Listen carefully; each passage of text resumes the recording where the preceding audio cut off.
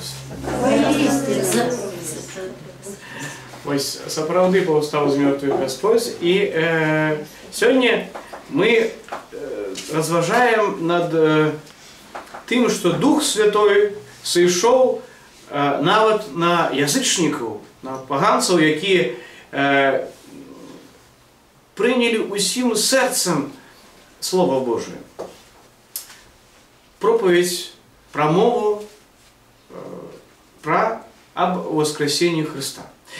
И мы зноў і зноў разважаем, як Бог можа принимать тое, что мы, люди, нават не успрымаем як нешта прыгожае, нешта мудрае. Апостол Павел так кажа, што вось паглядзіце, сярод вас не шмат мудрых ці разумных, вось не шмат багатых. Але Бог, Ён прымае тое, што у вачах гэтага свету успрымаецца як некае смецце. Але Господь, Ён выбірае гэта, каб змяніць погляд з гэтага сусвету.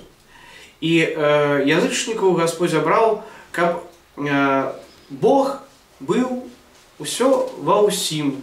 Каб Господь напоўніў усё сваё стварэнне сабою, сваёй любоўю, і мы змяніліся, мы сталі іншымі, каб Дух Святой зайшоў на нас, Ён спаліў бы усю смесь у нашых сэрцах, у нашых душах, і мы змяніліся.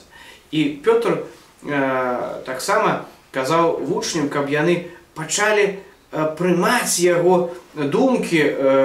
Ён пераказаў виденне пра нейкае ёмішча, калі Пётр маліўся, ёмішча поўнае розных жывёл, паўзуноў, птушак, якія былі нечыстыя паводле закона юдэйскага.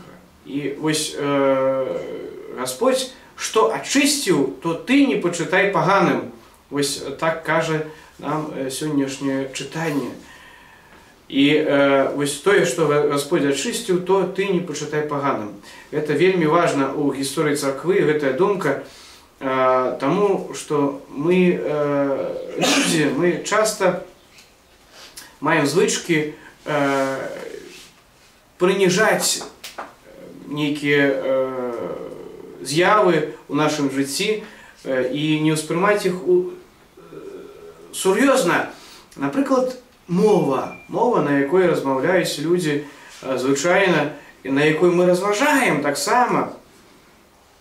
Мова, мы ўспрымаем яе як нешта нечыстае, таму ў царкве мы не можам маліцца неяк на рускай ці на беларускай мовах, таму што яна нячыстая мова.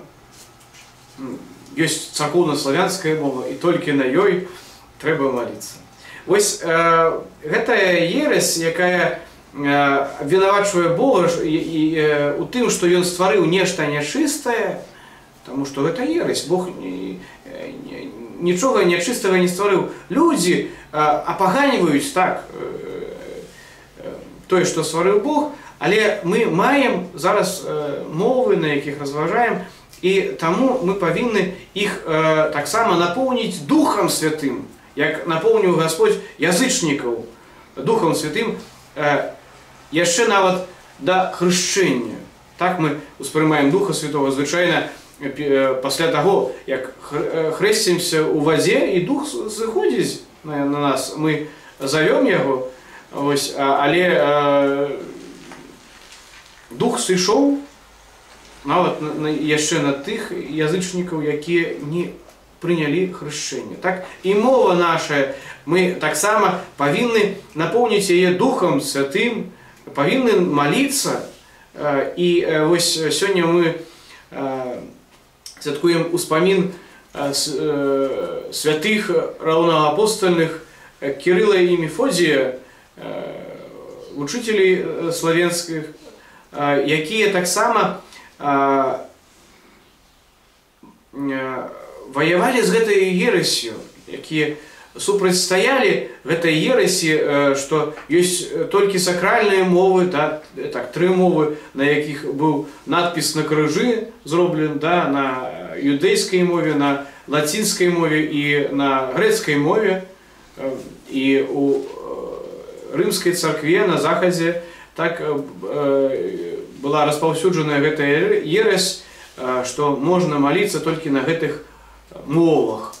Але Кірыл і Мефодій, так, яны супрацьстаялі гэтаму і напоўнілі мову славян таксама Духам Святым. Яны зрабілі першыя начаткі алфавіту, так, глаголіцу, так яны зрабілі, а потым іх вучні зрабілі кірыліцу, так, якую мы ўжываем і зараз. Але вось тое, каб напоўніць Духам Святым, тое, што мы ўспрымаем як звычайнае, так, вось звычайнае гэта, ну, мы не мае ніякай каштоўнасці ў нашых вачах, гэта звычайнае, так, але вось нешта, вось акцыя, так, нейкая скидкі сёння будуць, так, зніжкі, да, так, вось зніжкі 40%, ось сёння трэба бегчы ў магазин, так. Так, вось мы, зніжкі на некалькі тавараў, а іншыя, так, тавары таксама каштуюць тое ж самае. Вось і людзі абманваюцца, так. І мы таксама і пра мову нашу, мову літургічную, нам не патрэбна абманвацца, таму што калі мы не маем сілы ці як не маем грошаў, каб купіць нешта, так і мы нават не маем разумення і часцей за ўсё сіл, каб успрымаць царкоўна-славянскую мову зараз, нам патрэбна таксама падсілкавацца, але дзе гэтыя сілы ўзяць? Вось трэба вучыцца і вучыцца як грэцкай мове, як лацінскай мове, так трэба вучыцца і пачаць трэба маліцца, як мы ведаем, са сваіх словаў. А як мы молімся сваімі словамі? На той мове, на якой разважаем.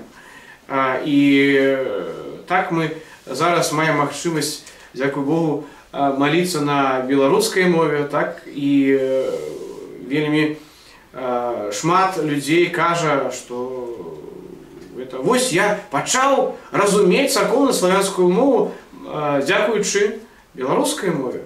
Вось гэты мосцік, гэтая падтрымка, якую мы маем зараз, гэта вельмі важна, і таксама гэта тое ж самае дзела, якое зрабілі Кірыл і Мефодій, Кірыл і Метод 1000 гадоў